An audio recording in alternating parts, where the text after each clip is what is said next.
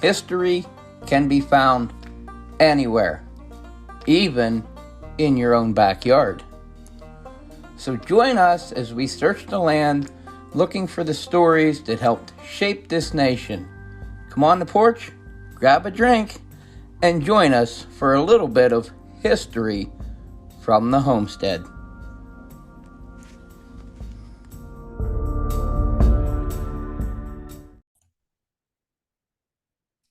Hey there, history buffs.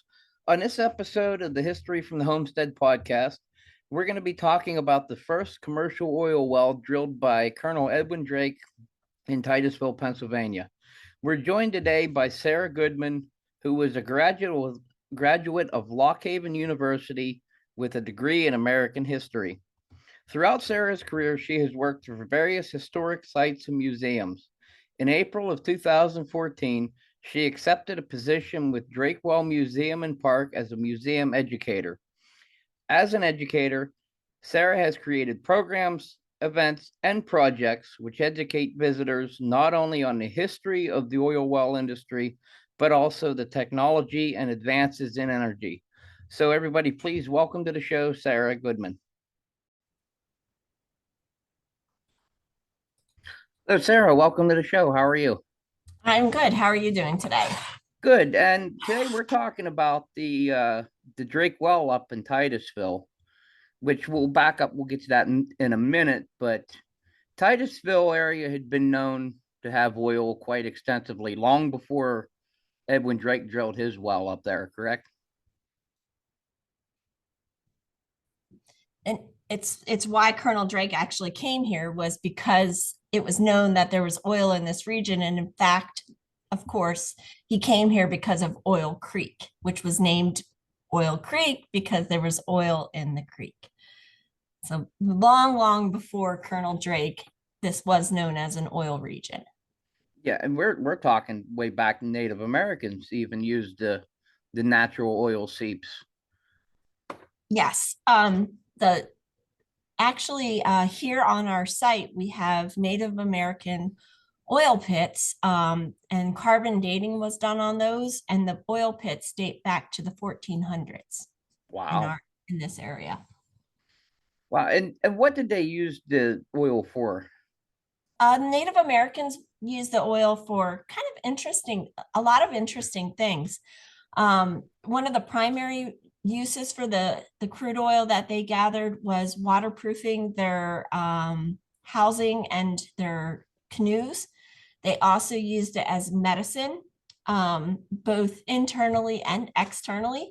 It was used as a medicine to flush the system out, so purge the system. Native Americans also used it for cuts and scrapes as a salve. They used it as a bug repellent. They used it for slicking back their hair. They used it for ceremonial paint. And they probably also were using it for fires and things, or to help start fires. So a lot of different uses. And we on the podcast, we don't recommend drinking oil because of what we said. That's Oh, not something I would do. definitely do not. Even though oil is organic, I highly recommend not consuming it, because it actually, I mean, when we say that the Native Americans consumed it, they were probably consuming just very minuscule amounts of it. But it still is not recommended. It is toxic. It is, and it purges you, and not in a good way. Yeah, exactly. And and the settlers used it as well, probably for a lot of the Oh, same exactly. reasons. The European settlers that came through here would have seen the Native Americans using the crude oil and would have adapted it into their everyday lives as well. Um, in fact, the whole use of crude oil as a medicine is something that the European settlers quickly adapted. And we know that Samuel Keir, who actually was one of the gentlemen that figured out how to refine crude oil into kerosene, he figured that out by kind of looking at the medicine his wife was taking and looking at the stuff that was coming up out of his salt wells and was kind of like, wait a minute, these are the same thing. This medicine is the crude oil that's coming up out of my salt well. And so he adapted it and turned it and figured out I can refine this, I can process it and turn it into kerosene. But no, the European settlers were using it as medicine. They were using it for lubrication for their wheels on their wagons and different things. So many of the same uses as the natives were. And you just gave me the perfect segue into the wells itself, because when we talk about Drake's well, we say it was the first commercial oil well. But in reality, there was lots of wells drilled in the area that produced oil, but they were not solely for oil. They were salt wells. Exactly. And so one of the first productive oil wells is actually in Azerbaijan in Baku. That was a commercial oil well, but it was originally drilled for a totally different purpose. I believe it was drilled for fresh water for drinking, well water, and then it started producing oil. There's a well in Poland that was drilled for fresh water, and then it started producing oil. There's a well in Canada that was drilled and accidentally stumbled upon oil and started production. But in August of 1859, our well was specifically drilled to get oil. It was not drilled to get salt water. It was not drilled for fresh water.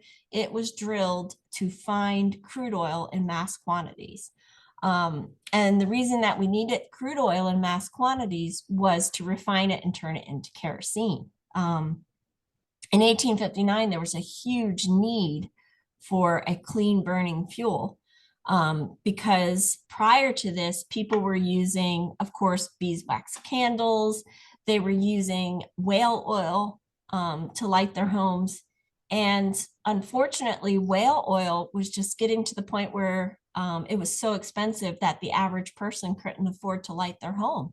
So Samuel Keir develops the refining process for kerosene. And it's realized, hey, this is going to be an inexpensive source of lighting if we can get oil in mass quantities. And that's where Colonel Drake comes along. He comes to Titusville. He tried many different methods of gathering crude oil and figured out, wait a minute, if they're drilling for salt water and crude oil is coming up, maybe we can drill specifically for oil. And he does it. And here we have it. Now we have mass quantities of oil. And of course, being innovative people, we quickly realized that now that we have this crude oil in mass quantities, it can be used not only for kerosene, but everything else in our life as well. So Yeah, it just started a whole new way of life. and let's talk about Colonel Drake for a moment, because he wasn't in the army as No. far as ever. He wasn't in the army. So how did he get the Colonel nickname? Well, actually, he was in the Army for a very short time, but illness caused him to have to be discharged from the Army. So he never did receive the rank of colonel while he was in the Army, but he actually got the name colonel because when he came here to Titusville, there's a little interesting story, and it's actually known as Drake's Folly. Colonel Drake came to Titusville and wanted oil in mass quantities. But here in Titusville, it was a lumber town, and crude oil was actually kind of an annoying thing. A lot of people in this area were trying to drill salt wells. They were trying to drill fresh water wells. And here's this oil getting in the way. And what Colonel Drake ended up being able to do, he was kind of laughed at and things when he approached people about leasing land and different things. So what the company did is they actually sent him telegraph addressed to Colonel Drake to help give him a little bit of respect. And so by giving him that title of colonel, he got a little bit of respect that he needed to get the people of Titusville to help him out. Wow, interesting. And that you mentioned he worked for the Pennsylvania Rock Oil Company, Yes. in which he had nobody really had any background in oil then, but he had worked for the railroad. Right, right. Colonel Drake had wore many hats in his lifetime. He kind of went a little bit from job to job, but his final job that he retired from was as a railroad conductor. And that's what made him actually a great candidate for the position of the Rock Oil Company, because he had a free lifetime rail pass that could allow him to travel anywhere within the United States. So that made him a really good candidate for the position because the company wouldn't have to pay for his train travel to get here to Titusville.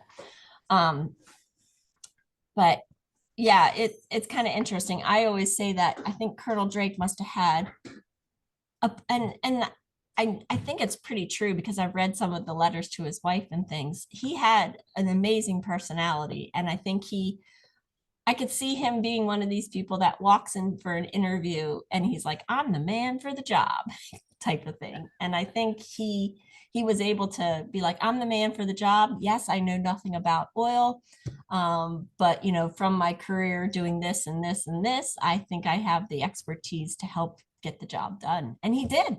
I mean, he proved himself. He figured out, we need to drill, and he accomplished the job. And we'll get to that shortly because heck, his innovations are still used to this day. Exactly. Um, Exactly. but now the Pennsylvania Rock Oil Company. Let's see, that was he was just an employee. So who started the company? Because it was an upstart company, for lack of a Um, better word. you're gonna stump me here. I've just had a moment where like the names have just eluded me.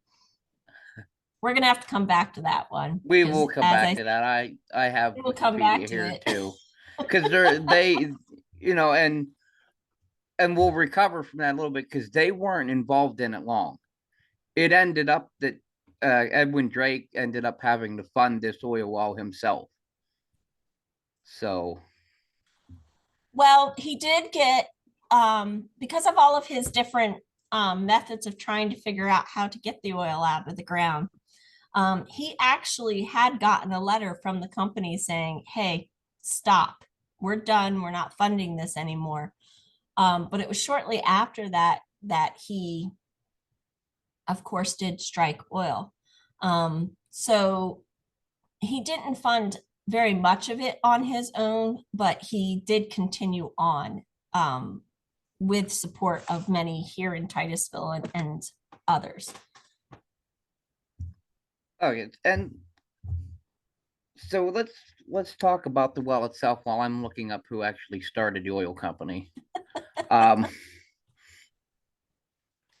it he had problems with it caving in because like the salt wells and stuff, it had to be deeper if I'm not mistaken. He was drilling Mhm. deeper.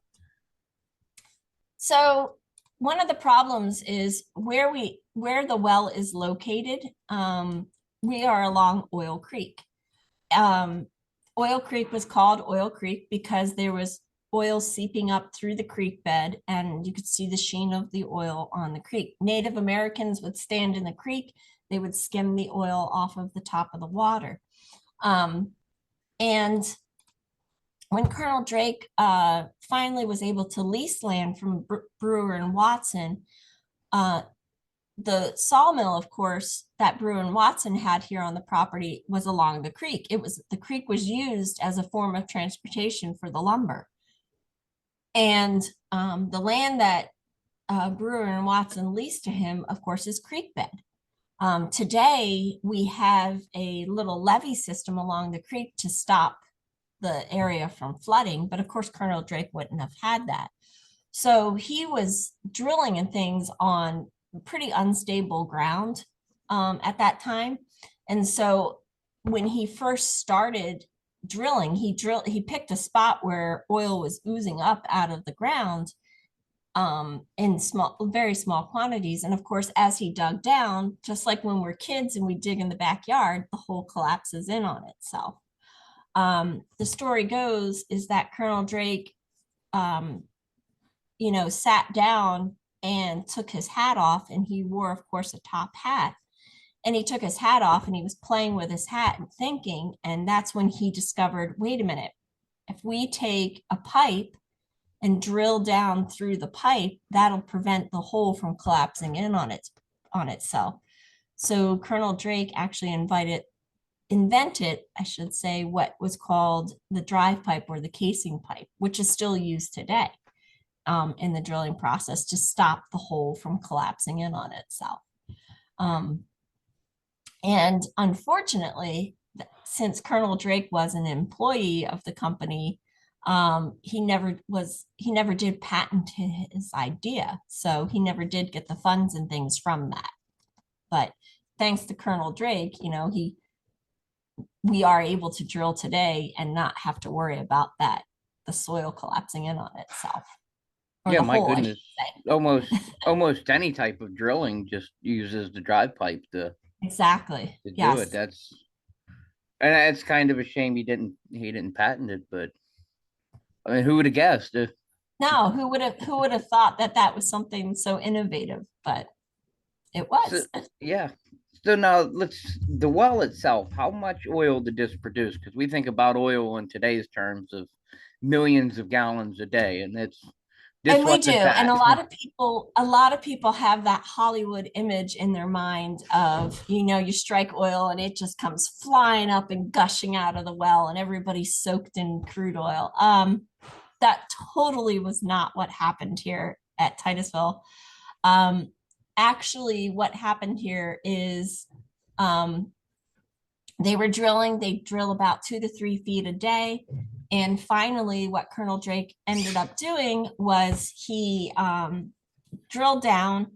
And of course, they're drilling 6 days a week. On the 7th day, Colonel Drake decides, let's go check on the well. And it was actually William Smith, who was the head driller, goes to check on the well. And because the day before they had an issue with one of the tools falling off the drill. And William Smith goes into the well, checks on it, and that's when he discovers oil at 69.5 feet, and he's able to pull the oil up out of the well. And what they actually end up finding is, it produced I think it was 20 barrels a day that it produced. So it wasn't a mass production well. And after about 2 years, they ended up leaving the well because it wasn't productive. I mean, a lot of the wells in this area were producing almost anywhere from a couple hundred to 2,000 barrels a day. So it wasn't a super high volume well, but it was the first well that was producing more than a barrel a day. Now, you said about pulling the oil up out of the well. Did they have to pump it up out of the bottom of the well, or did it just naturally rise up with groundwater? They were pumping it up out of the well. I mean, it oozed to a point, but they did use a pump. I see. And did they drill it any deeper once they had hit the oil, or did they just leave it to produce until it? They left it to produce at the 69.5 feet. It was not drilled any further up. No. I see. And we'll kind of lean away from that because that kind of started, like you mentioned, oil boom. They all up and down Oil Creek. Yes. Then as well.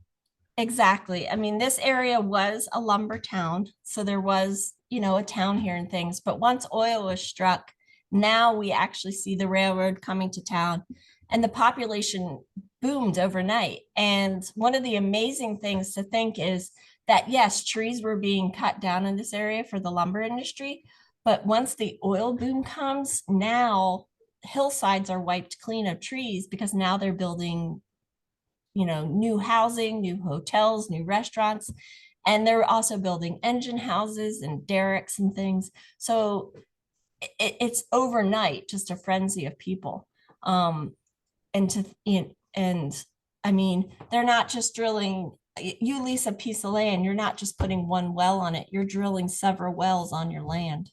And Colonel Drake did try to drill a second well on the property, but it again wasn't high volume. And that's something interesting to think is Colonel Drake struck just a small vein of oil that out of a larger oil reserve.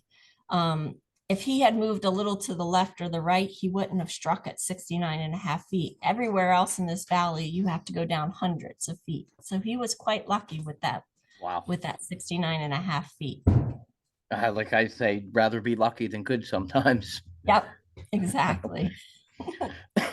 Now, what did Drake end up doing after? Because he pretty well he stayed with the oil business for a while, but then he moved away from Titusville He later on did. afterwards. So, excuse me, once the well was in production and they were shipping the oil out of the well, Colonel Drake's job was done. He was no longer needed. He had accomplished his mission of getting that oil in mass quantities. He traveled back to the New York area and lived there for a short time, and then took several jobs, but then finally ended up in Bethlehem, Pennsylvania. In Bethlehem, Pennsylvania, his wife took on several jobs. She had boarders come and stay with them. She took in laundry, she took in mending and sewing. And she then actually started kind of fighting for recognition for her husband. And she was finally able to get that, and he received a small pension from the oil company and things. But he ended up dying in Bethlehem, Pennsylvania, without any real full recognition of his accomplishment. So it's kind of a sad story. They also were almost penniless, because although he had done such a great thing, Colonel Drake did receive a good salary while he was working, but unfortunately, he was not very good at investing his money in things, and that's why his wife had to take on odd jobs to help, keep the family going. And that's unfortunate because when you think about, oil magnates, you think about like Rockefeller, who Yes. came after from him and made millions. But you know, as we said, most of this oil went for kerosene. Yes. Uh, what else came out of Titusville oil, or did most of the oil wells in Titusville just go for kerosene at the time, or did they? Well, in 1859, all of it was basically being used for kerosene to get that kerosene into mass production. But we do know that one of the weird things to think about is when you are refining crude oil into kerosene, one of the first byproducts of that refining process is actually gasoline. But in 1859, of course, we don't have automobiles which need that gasoline. So that was kind of thrown to the side. And it's always amazing to think that. But it was quickly realized that we know that the crude oil that was taken from Pennsylvania was used for kerosene. It was used as medicine still. It was used as lubrication. A lot of different lubricating properties were, or I should say products were made from the kerosene, the crude oil. And so that was the primary things, was kerosene, lubrication, and medicine. But of course, the innovation of America and things, we quickly then see, of course, it was used for gasoline. You had Quaker State here in in this area, you had Pennzoil. So really, I always say that everybody started kind of playing with crude oil and refining it and seeing what they could turn it into. Behind me actually is a refining chart that shows you all the different products that come from crude oil. And what we say is there's a drop of oil and gas in your life every day. And without it, our lives would be so much different. This wouldn't be possible today. What we're doing, sitting here talking via Zoom, would not be possible at all without crude oil. That's very correct, and I know they're trying their hardest to move away from it, and I guess rightfully so, but we're very, very long way from doing that yet. Yep, even a windmill needs lubrication. Even a hydroelectric dam needs lubrication, it needs oil. Even solar panels, they have plastic components, so they need crude oil. So you can't totally get away from it. That's right. And we were talking earlier, we were talking about the Rock Oil Company. We said we come back to it. And I looked it up. We'll just cover that briefly because I think everybody should know. It looks like it was George Bissell and That's it. Jonathan Eveleth. I Yep, think I'm George pronouncing that right. Bissell. Yeah. I didn't Like, mean to I could stump you, see but his face, but I could not yeah, remember his name. yeah, I didn't mean to stump you. And I was looking for a good spot to kind of squeeze that back in, and I just didn't find it. But they were the ones. They had leased, what was it here? They had purchased a farm up there for like $5,000. But And that's what's amazing too. I like, Samuel Keir with, figuring out that refining process had, of course, one still to refine crude oil and quickly had to expand his business. I mean, this is such a huge, quickly expanding um, thing that this industry, the oil industry, there wasn't an oil industry before the Drake well. And now all of a sudden, they're using tools that were used for salt well drilling and water well drilling. And now all of a sudden there's people that are being innovative and creating specialty tools just for the oil industry. Um, so, it really truly is the birthplace of the modern petroleum industry. Um, you don't have one before here. There is an oil industry, but very small scale compared to anything that we have today. that's right. Now let's what to mention the museum because I personally have never been there. I'm hoping to go in the near future. I've been to Titusville a lot and I've never been there. It's it's not the original building or anything you have there, but it's it was rebuilt, I'm sure pretty close to replica. So what we have here, the only thing that is original on our grounds today is the well itself. The well it's the original 69 and a half foot well. And the amazing thing about it is, so it was in production for 2 years, the well. And when the well production was stopped, it was immediately recognized that that well had significance. So there has always been something at the well that has marked its significance. There was always a floor around the casing pipe that stuck up out of the ground. There was always a sign there that said the Drake well. And over the years, what we see is that the over time, things start to develop. As Mrs. Drake started getting recognition for her husband, she was in contact with a gentleman by the name of Bell, who started constructing a museum in Titusville to recognize Colonel Drake. And then we see the Daughters of the American Revolution start to fight for recognition of the Drake well. They place a large stone at the well to mark it. And then in 1945, we see the stone being moved, and they actually build a replica of the engine house and the derrick that Colonel Drake used. And then we see a whole complex of a museum being built here. And over the years, of course, that has turned into more and more.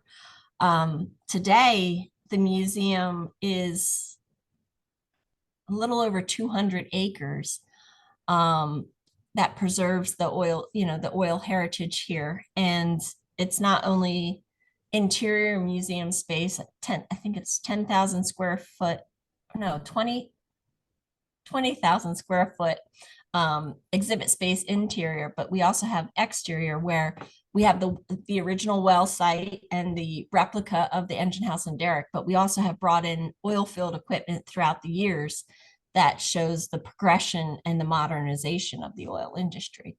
And the cool thing is that we actually have the engine house and derrick. We actually do pump oil today at the well. And then we throughout our exhibits, we have other engines running and things which show the progression of how oil wells pump today. So it's a really amazing place. Now, when I say that we pump the well, we do, it's a little deceiving because we are not pumping oil still from the Drake well. It's actually a fountain system. There's a storage tank in the ground, and it's like a fountain system. We circulate the oil through our exhibits today. Oh, that's neat, because that was going to be my next question. Yeah. Now, how can everybody find the Drake well on online social media and everything? So we have our website, which is www.drakewell.org.